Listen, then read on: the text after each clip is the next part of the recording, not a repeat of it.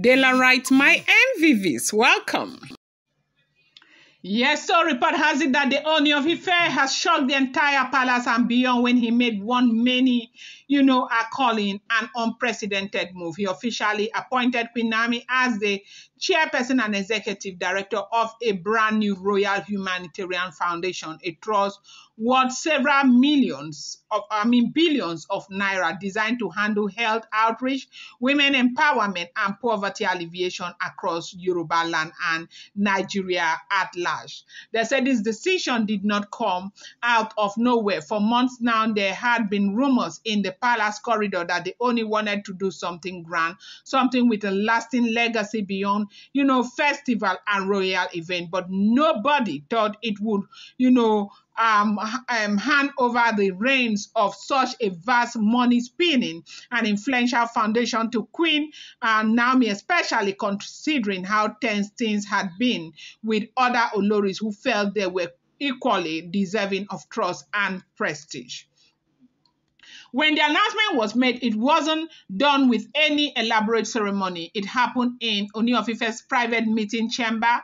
Only close palace chiefs, select members of the royal household, and of course, Queen Naomi were present. Some of the Oloris were told just minutes before the Ooni of Ife spoke from his heart, praising Queen Naomi's, compassion, her love for people, and how she had always, pushed him to do more for widows, young girls, and underprivileged families. He said this was the time to turn all her vision into structure programs.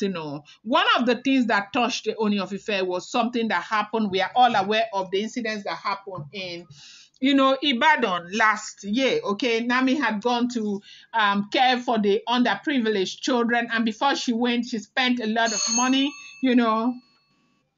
We saw how Queen Naomi made arrangements to give funds to underprivileged children, how she ordered for clothes from China, how she spent so much money just to, reach touch the lives of the underprivileged children. And that got her into one of the biggest problems that she has ever gotten into.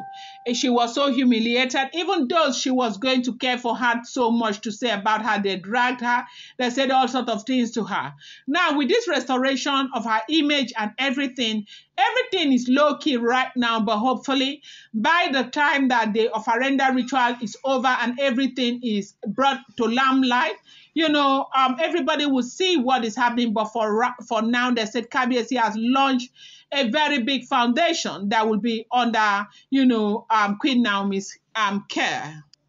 They say when he announced this foundation, a lot of people are thinking that this thing happened. It was something that he sat down to arrange with Olori Naomi. But with the way Olori Naomi was looking, other people are saying like she was stunned herself. Queen Naomi sat beside him looking almost overwhelmed. Her hands trembled slightly. This was not some small position, managing billions, sitting at the helm of a board with international partners, signing off a project that would affect thousands of lives. It was enormous. Meanwhile, not everyone was smiling. In fact, a few of the wives couldn't hide their disappointment. One of them was overwhelmed, crying in her own chamber, later telling her royal maid, I can't keep laboring only for Queen Naomi to keep reaping everything. Everything is handed to her. What about us? Have we not sacrificed? Did we not also leave our homes to be here?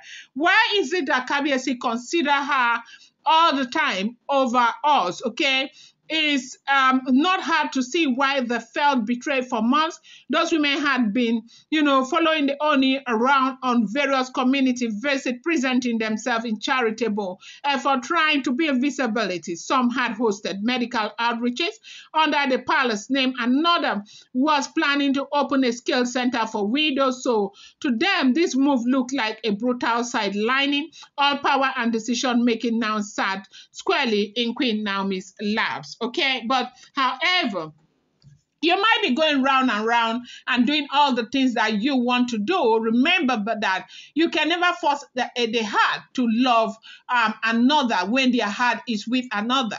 Only of Ife loves Queen Naomi. I would never be surprised if one day you get up and said, okay, I hear that he has bought Naomi a private jet that belongs to Lorena, because that is what love does. When a man loves a woman, they say, when a man loves a woman. Now, they say one of the older palace aides who has seen many such drama over the year tried to calm them down. He told them plainly, this is not about who the Ooni of Ife loves more. This is about trust, about who he knows will keep his money safe, who will genuinely carry the people's burden and not start pocketing money or empowering only their own family and members. That remark stormed because beneath all the palace glitter and public smiles, everyone knows there have been unspoken scandals in the past about how funds meant for community projects disappeared. The Ooni of Ife wanted something different, someone who wouldn't be intimidated or easily manipulated by local politicians, all powerful royal factions. And you do know that as it is right now, most of these people can't even come to Olori Nami because Nami is not going to give them the time of day. For Queen Nami, however, the new rule is also a kind of heavy burden. When she returned to her chamber after the official document was signed, sealed and stamped, she was unusually quiet. Her personal staff said she spent over 2 hours in deep thought, barely touching her foot. She knows this foundation will attract intense scrutiny from the public, from the Oloris, from political leaders, from the media. Any slight error could spark enormous backlash, not just on her, but on the Ooni of Ife. And she is planning on, how she intends to run it to avoid most of these issues.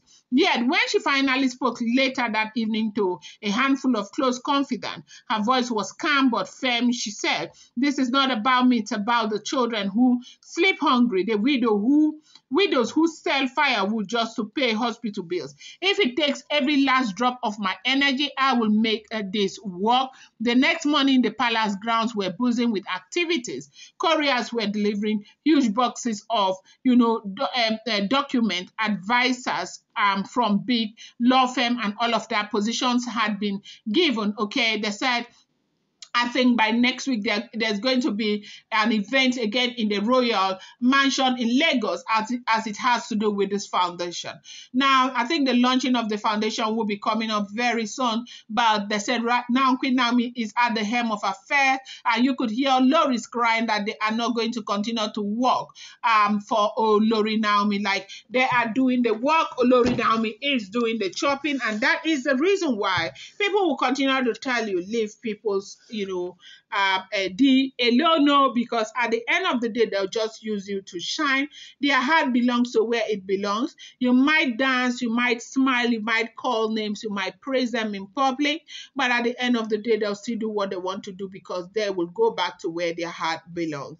I'm going to bring you more update. Do not forget that these are all alleged rumors, unverified information making the rounds on social media and should not be seen as fact.